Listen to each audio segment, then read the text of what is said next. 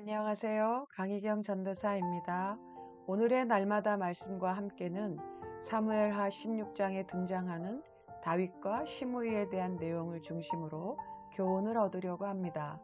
사무엘하 16장은 크게 세 개의 단락으로 나눌 수 있는데요. 먼저 1에서 4절은 다윗의 도주 중 무비보셋의 사환이었던 시바를 만나는 장면입니다. 이어지는 5에서 14절은 다윗이 베냐민 사람 시므이에게 부당한 저주를 당하면서도 그것을 여호와의 징계로 여기는 다윗의 성숙한 모습을 보여주는 것이지요.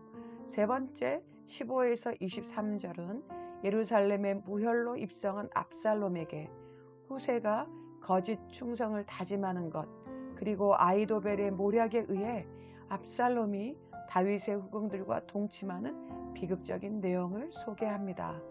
사무엘하 16장은 다윗 인생에서 이보다 더 비참할 수 있을까 싶을 내용들을 여과 없이 보여줍니다. 참담한 가운데 교훈을 얻게 하는 5에서 14절에서는 우선 시므이는 도주하는 다윗을 깔보고 과감하게 행동합니다.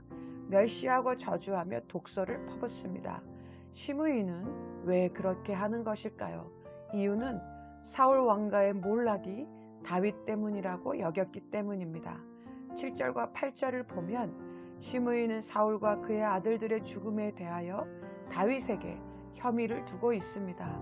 시므이가 오해하고 있는 것과는 다르게 다윗은 사울 왕가의 죽음에 아무런 관련이나 영향력을 행사하지 않았습니다.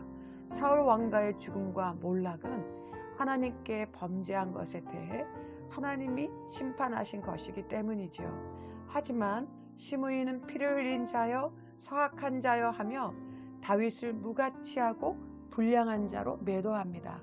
이 말은 이스라엘 사회에서 최악의 모욕적인 욕설로 다윗을 죽은 개처럼 무가치한 자로 취급하는 것과 같은 것이었습니다. 그는 압살롬의 반란 소식과 다윗의 도주하는 소식을 듣자 다윗을 가로막고 여호와 이름을 내세워 저주하고 조롱하였던 것입니다. 그런데 시므이는 공격의 대상을 다윗에게만 향하지 않습니다. 다윗과 그 신하들을 향하여 많은 돌들을 집어 계속 던집니다. 그가 돌을 던진 이유는 히브리인들의 관례를 따른 것으로 죄인에 대해 최고의 분노를 나타낼 때, 즉 하나님의 율법을 어긴 자들, 하나님의 공동체를 위기에 빠뜨린 자들, 간음죄를 범한 자들, 그리고 신성모독을 행한 자들을 처형할 때 직접 돌을 던졌습니다. 시므이는 다윗을 죄인 중에 죄인, 가장 악질적인 죄인이요 하나님의 이름을 모욕한 죄인으로 여기고 그에게 돌을 던졌던 것입니다. 그런데 성경은 매우 재미있는 장면을 소개합니다. 6절 하반부인데요. 그때 모든 백성과 용사들은 다 왕의 좌우에 있었더라. 아멘. 다윗은 이스라엘의 공식적인 왕이었습니다. 그가 마음만 먹으면 모든 백성과 용사들을 동원하여 시므이 정도는 충분히 제압하고 죽일 수 있었습니다. 그러나 다윗은 어떻게 반응하고 있습니까? 다윗은 아무런 반응을 보이지 않습니다. 참다 못해 아비새가 나서며 죽은 개만도 못한 시므이를 죽이겠다고 다윗에게 허락을 요청합니다. 그제서야 비로소 다윗은 반응을 보입니다. 10에서 12절입니다. 왕이 이르되 수루야의 아들들아 내가 너희와 무슨 상관이 있느냐?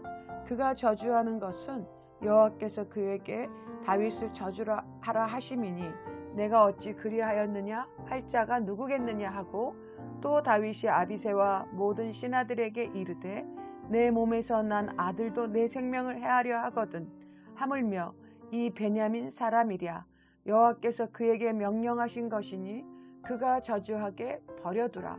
혹시 여호와께서 나의 원통함을 감찰하시리니 오늘 그 저주 때문에 여호와께서 선으로 내게 갚아주시리라.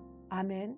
다윗은 자신의 생애에 있어 치욕스러운 사건을 감정적으로 해석하지 않습니다.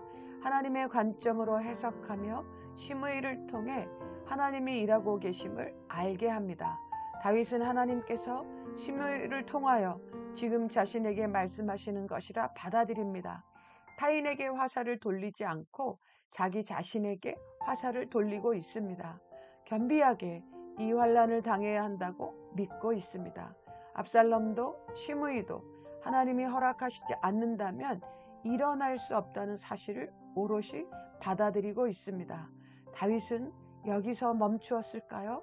그러나 다윗은 한 걸음 더 나아갑니다. 다윗은 하나님을 신뢰하고 그분이 행하실 것을 믿고 때를 기다립니다. 이 상황에서 하나님께 대한 불신앙이나 원망으로 반응하지 않고 도리어 하나님의 선하심을 신뢰하고 있는 것이지요.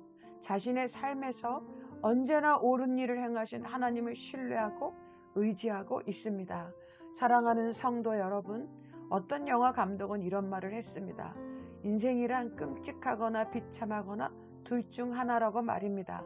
무엇을 말하고 싶었던 것일까요? 인생에는 어렵고 힘든 예기치 않은 일들이 종종 일어난다는 말이겠지요. 맞습니다. 원하는 기쁨과 즐거움만으로 가득하지 않고 때론 누군가로부터 부당한 비난을 받거나 오해를 받아 구설수에 오르게 되는 경우도 종종 생깁니다. 그럴 때 우리는 어떻게 반응해 왔나요? 당장의 문제를 풀고자 시비를 붙고 사실을 확인하려고 달려들지는 않았는지요. 그러나 다윗은 왕이었음에도 완전히 하나님께 맡기는 자세를 취하며 하나님의 일하심을 겸손히 수용합니다. 하나님의 눈으로, 하나님의 시선으로 사건을 해석합니다.